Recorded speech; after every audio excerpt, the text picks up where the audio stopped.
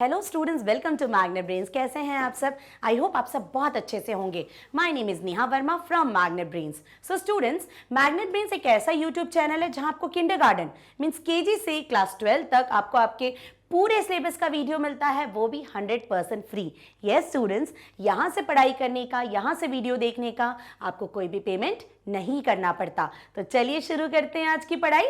Students, हम कर रहे हैं कक्षा 4 का हिंदी। यस, और इसमें आज हम करेंगे पाठ 7 दान का हिसाब। ये जो पाठ है इसका अभ्यास करेंगे, इसकी एक्सरसाइजेस करेंगे। ओके स्टूडेंट्स, ये पूरा पाठ हम पढ़ चुके हैं। और स्टूडेंट्स, ये पाठ आपको कैसा लगा? क्योंकि मुझे तो ये पाठ बहुत अच्छा लगा। स्टूडेंट्स, इस पाठ में हमने देखा ना कि राजा सारे खर्च करता था अपने ऊपर, लेकिन वो दान नहीं करना चाहता था। उसके देश में अकाल पड़ा, लोग भूखे प्यासे मरने लगे, तो भी वो दान करना नहीं चाहता था। फिर एक बुद्धिमान सन्यासी ने अपनी बुद्धि का प्रयोग करके उसकी जेब से, उसके राजकोष से पैसा धन दौलत निकलवा ही लिया, है ना। तो देखा आपने, जो बुद्धिमान लोग होते हैं वो कैसे भी करके काम निकलवा ही लेते हैं, है ना। और तो दो पहलू थे इस पाठ में, एक तो कंजूस राजा और दूसरा बुद्धिमान सन्यासी। तो ये बताइए, आप क्या बनना चाहते हैं, कंजूस राजा कि बुद्धिमान सन्यासी? कमेंट में जरूर मैम को आंसर दीजिएगा। ओके स्टूडेंट्स, चलो तो अब हम शुरू करते हैं इस पाठ का अभ्यास। तो चलिए शुरू करते हैं। सबसे पहले कहानी में से, माने जो हमने जो पाठ पढ़ा, जो प्रश्न है ये उसी में से पूछे गए हैं। पहला प्रश्न है, राजा किसी को भी दान क्यों नहीं देना चाहता था? राजा किसी को भी दान क्यों नहीं देना चाहता था? तो क्या उत्तर होगा? राजा किसी को भी दान इसीलिए नहीं देना चाहता था क्योंकि वह कंजूस था। कैसा था राजा स्टूडेंट्स? राजा कंजूस था। कंजूस कौन होता है? जिसके पास से पैसे बिल्कुल नहीं निकलते, किसी को भी वो खर्च करना जानता ही नहीं है, उसे क्या कहते हैं? कंजूस। तो राजा कैसे थे? राजा कंजूस थे। उसे ऐसा लगता था कि दान देने से राजकोष खाली हो जाएगा। राजकोष क्या होता है? राज्य का पूरा धन, राज्य भंडार, माने राजा का जहां पे पूरा धन रहता है उसे कहते हैं राजकोष। ठीक है, तो उसे क्या लगता था कि अगर मैं दान दे दूंगा तो मेरे पास, माने राजा के पास जितना धन है वो पूरा खत्म हो जाएगा, खाली हो जाएगा। ठीक है, तो ये उत्तर आप लिख दीजिएगा। उसे लगता था कि दान देने से राजकोष खाली हो जाएगा। ओके स्टूडेंट्स, चलो नेक्स्ट प्रश्न देखते हैं। राज दरबार के लोग मन ही मन राजा को बुरा कहते थे। ठीक है, राज दरबार के लोग मन ही मन राजा को बुरा कहते थे, लेकिन वे राजा का विरोध क्यों नहीं कर पाते थे? है ना, हमने देखा था कि लोगों को बुरा लगता था लेकिन कोई कुछ बोल नहीं पाता था। तो क्यों नहीं बोल पाते थे? उत्तर, राज दरबार के लोग राजा का विरोध इसलिए नहीं कर पाते थे क्योंकि उन्हें राजा के क्रोधित होने का भय रहता था। राजा के क्रोधित माने गुस्सा होने का डर लगा रहता था। वे सोचते थे अगर वे राजा का विरोध करेंगे, वे क्या सोचते थे? वे सोचते थे कि अगर वे राजा का विरोध करेंगे तो राजा उन्हें दंड देगा। दंड माने सजा, कोई भी सजा देना, है ना। राजा लोग क्या करते थे? दंड देते थे, सजा देते थे। तो इसीलिए लोग वो राजा की बात ना मानते हुए भी राजा का विरोध नहीं कर पाते थे। लोगों को बहुत बुरा लगता था कि राजा दान क्यों नहीं कर रहा, लेकिन वो राजा को नहीं बोल पाते थे क्योंकि उन्हें डर लगता था कि राजा उन्हें दंड देंगे। ओके, चलो नेक्स्ट प्रश्न देखें। राजसभा में सज्जन विद्वान लोग क्यों नहीं जाते थे? ये पढ़ा था हमने पाठ में कि उसके यहाँ पे नामी लोग आते थे, लेकिन सज्जन लोग, पढ़े लिखे विद्वान लोग क्यों नहीं आते थे? राज्यसभा में सज्जन और विद्वान लोगों का सत्कार नहीं किया जाता था, माने उनका सम्मान, उनका सत्कार नहीं किया जाता था, इसीलिए वे राज्यसभा में नहीं जाते थे। ओके, चलो आगे देखते हैं। स्टूडेंट्स, ये सारे उत्तर आप अपनी कॉपीज में अच्छे से लिख लीजिएगा। राइट, सन्यासी ने सीधे सीधे शब्दों में भिक्षा क्यों नहीं मांग ली? हमने देखा पाठ में, जो सन्यासी आया था उसने सीधे सीधे शब्दों में राजा से क्यों नहीं बोला जैसे बाकी लोगों ने बोला, है ना। तो उत्तर क्या होगा? सन्यासी ने सीधे सीधे शब्दों में भिक्षा इसीलिए नहीं मांगी क्योंकि वह जानता था कि राजा बहुत कंजूस है। सन्यासी क्या जानता था? कि राजा बहुत कंजूस है और एक बार में वह बड़ी रकम नहीं दे सकता है, और एक बार में तो वो बड़ी रकम बिल्कुल नहीं दे सकता।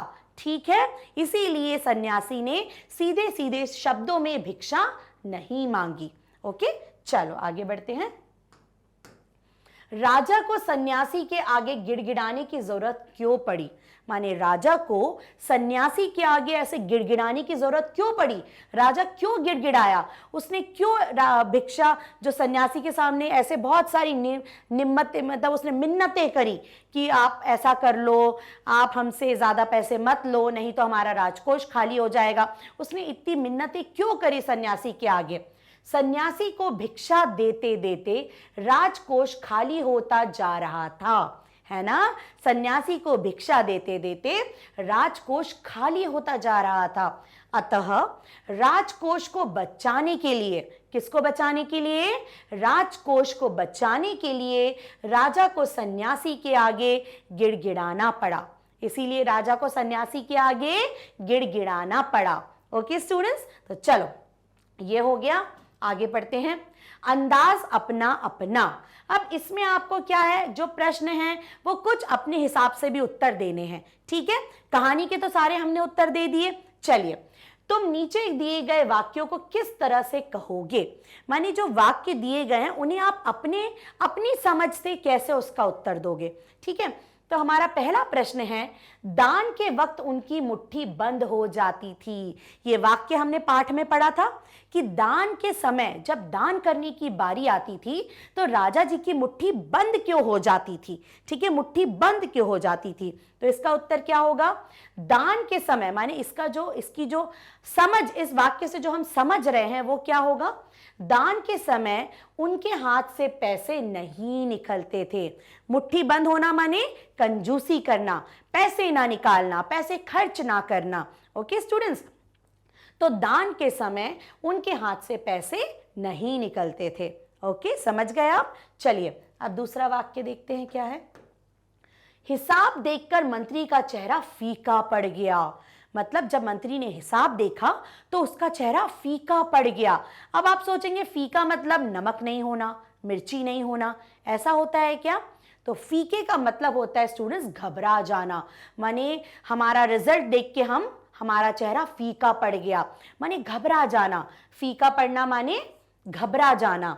तो इसका हम क्या वाक्य बनाएंगे? हिसाब देखकर मंत्री घबरा गया। क्या हो गया? मंत्री घबरा गया। फीका पड़ना, चेहरा फीका पड़ना, घबरा जाना। ओके स्टूडेंट्स, चलो अब देखते हैं दूसरा वाक्य। सन्यासी की बात सुनकर सबकी जान में जान आई।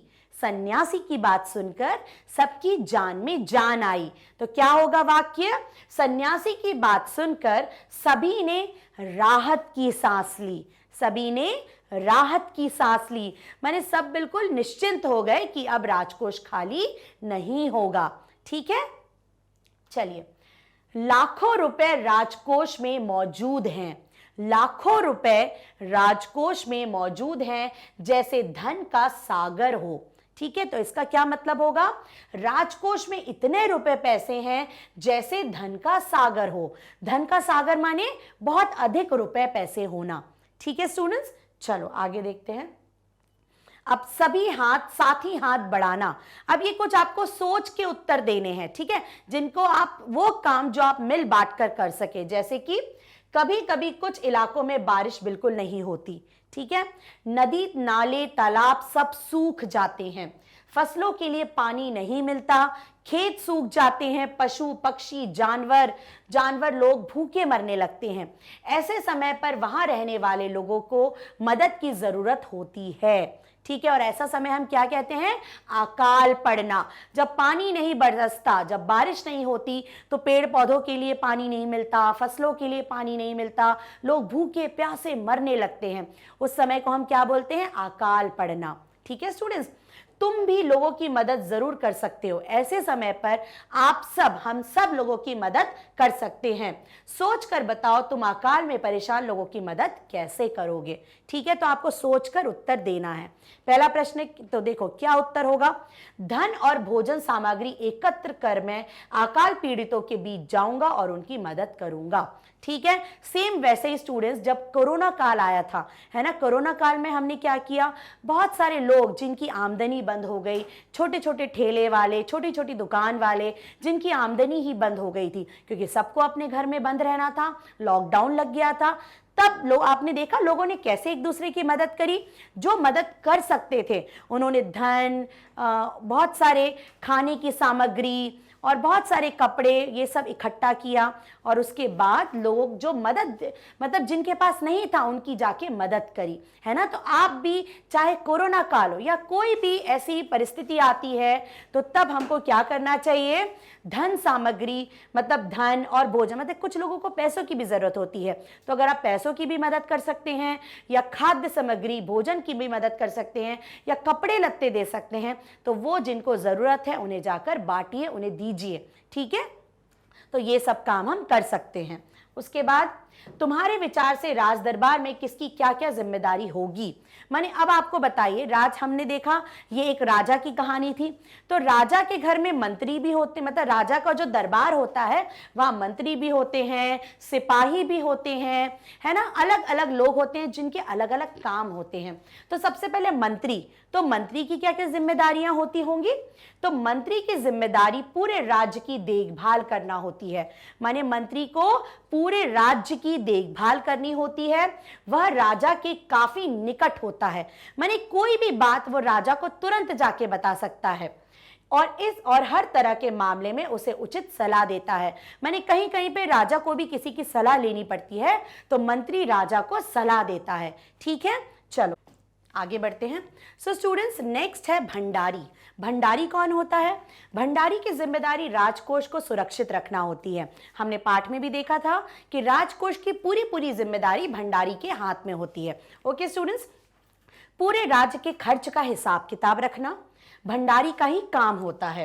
राजकोष में कितना धन है, उस धन को खर्च किन किन मुद्दों में किया जाना चाहिए या किन किन मुद्दों में खर्च हो रहा है, इन सब बातों की जानकारी राजा को समय समय पर देना किसका काम होता है, भंडारी का काम होता है ना। सन्यासी जो भिक्षा मांग रहा था उसका भी पूरा हिसाब किताब भंडारी ने ही मंत्री को दिया, मंत्री ने जाके फिर राजा को बताया। याद आया आपको।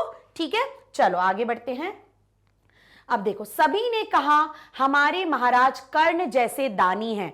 जब राजा ने दान दे दिया 50,000 और पूरे नगर में ये बात फैल गई, तो सबको नहीं पता था कि राजा ने किस कारण दान दिया, है ना।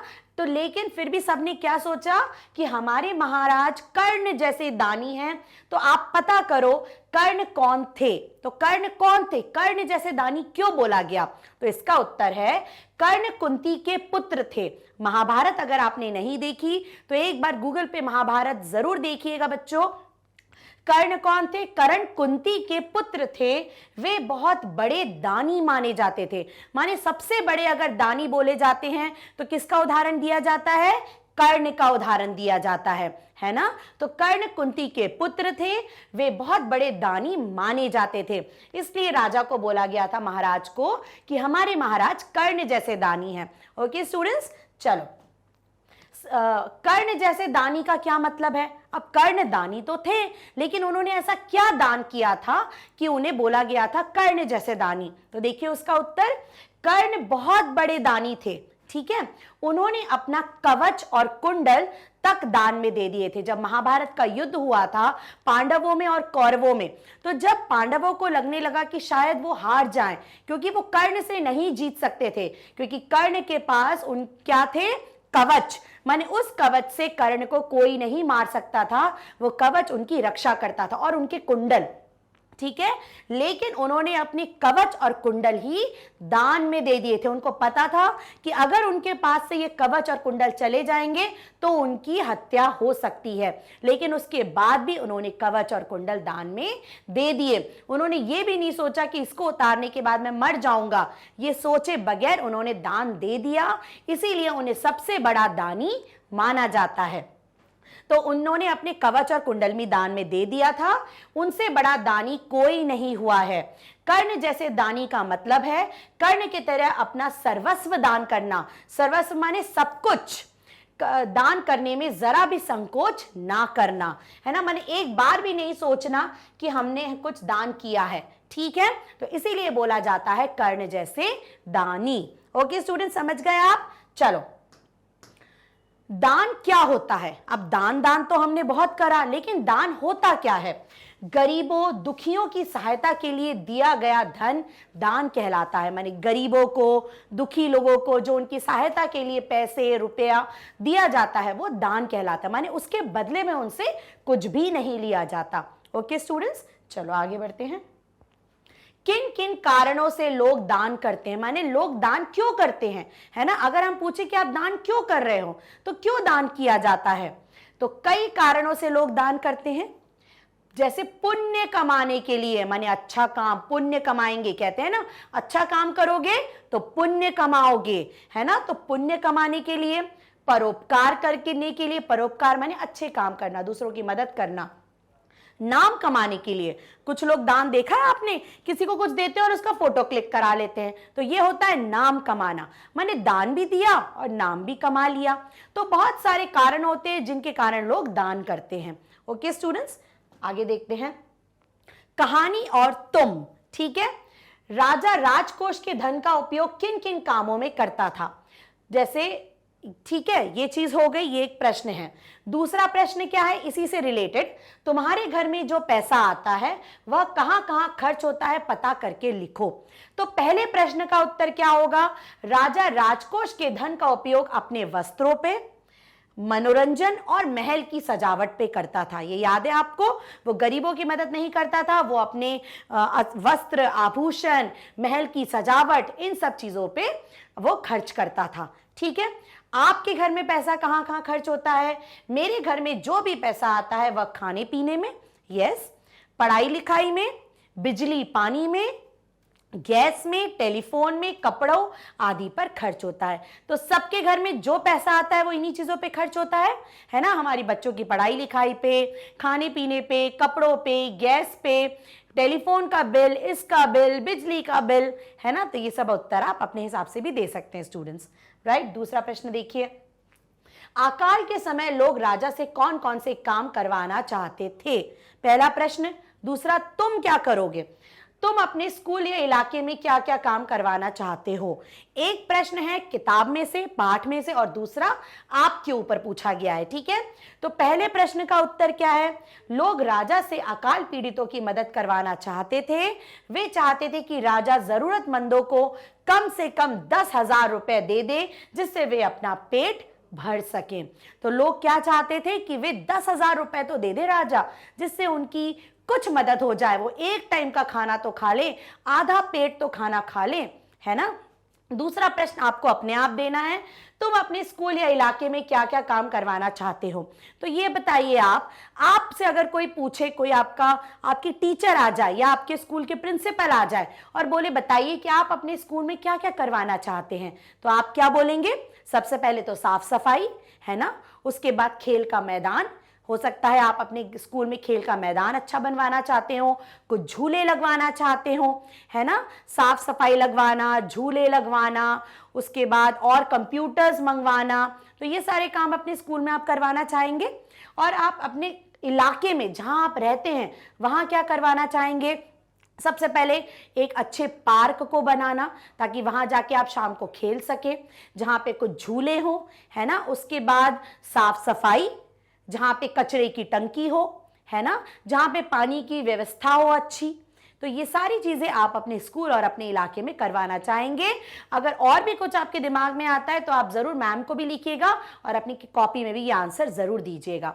ओके स्टूडेंट्स, चलो अब आगे बढ़ते हैं।